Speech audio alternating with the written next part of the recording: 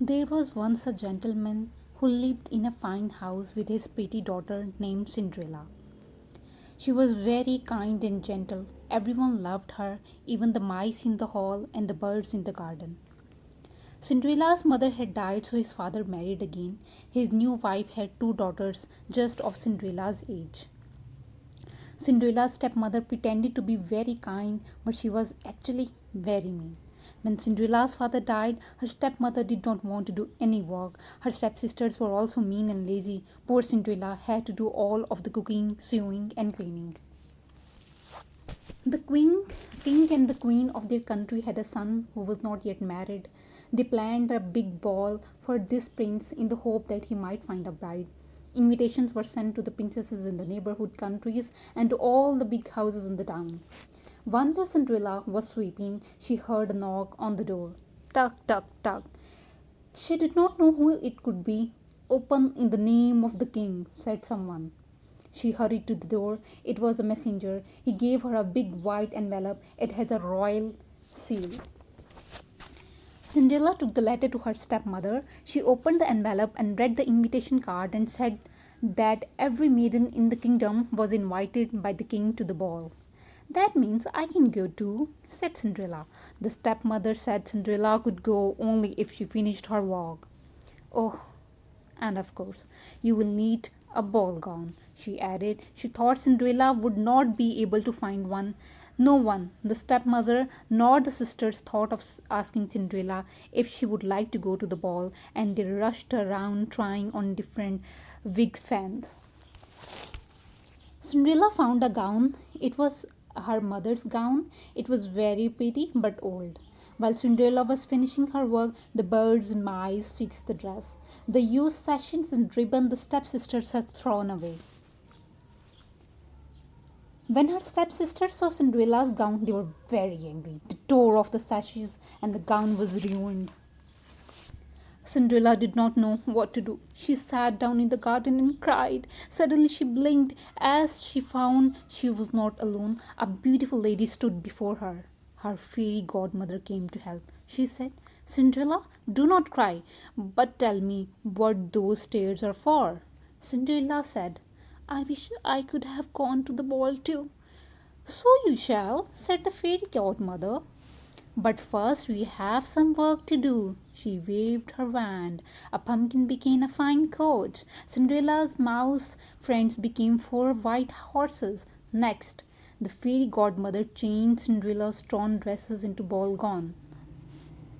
Cinderella's old shoes became sparkling glass shoes. As Cinderella stepped into the coach, the fairy godmother warned Cinderella that span would end at the last stroke of 12.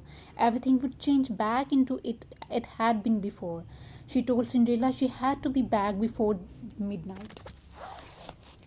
The prince did not like any of the girls he met at the ball. When Cinderella's coach arrived at the palace, the word went around that a beautiful lady arrived in such a splendid coach, and she must be a princess. The prince came down the steps to greet her. He walked right by stepsisters who were bowing to him. Yes, Cinderella, would you like to dance with me? Cinderella said, Yes, yes, why not? They danced and danced. Cinderella was very happy. Then she heard the clock. It was the first stroke of midnight. I must go now, she said. With a cry, she escaped from the prince and ran towards the door and down the steps into the country yard. The prince lost sight of her, although he and the Grand Duke ran after her. She did not even have time to pick one of her shoes that came off as she ran. When the clock struck 12, the spell was broken. The coach, the horses, and the ball gown were gone, but Cinderella still had her glass shoes alone. She had happy memories of the ball. The prince did not know Cinderella's name, and the shoe she had lost was only his cue.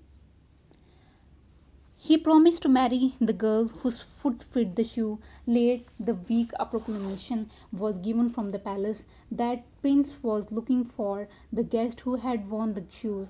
He would tour the country until he found the lady whose foot it fitted, and the prince would marry that lady. The stepsister looked at the big bare feet. They looked at each other. They began to fight. It was not not be yours. The shoe will fit me, each one said. The stepmother held up her hand. The prince travelled around the country with his servants, but time and again he was disappointed. When the Grand Duke came to the house of the stepsisters, they were excited. Each of them tried on the shoe, but it did not fit. Oh, alas, it was too small. The wicked stepmother had locked Cinderella up in the room, but she came out. She came to the top of the stairs. She asked, Yes, can I wear the shoe? Yes, come down. Every maiden must try on the shoe, said the Grand Duke. Cinderella put her foot, and the glass shoe slipped as on though it had been made for her. Then she drew from behind her back a second shoe, which she put on her another foot. There was gasp of surprise as instantly the ragged clothes of Cinderella changed into beautiful dress, and everyone stared in amazement as she became a lovely lady. The prince came forward and held out his arm. He asked Cinderella to marry him, and she replied, Yes, she will marry. The stepmother and the sisters begged Cinderella to forgive them, and she happily agreed. Everyone agreed that Cinderella was very kind. There was a fine royal wedding for Cinderella, and they lived happily for a long time thereafter.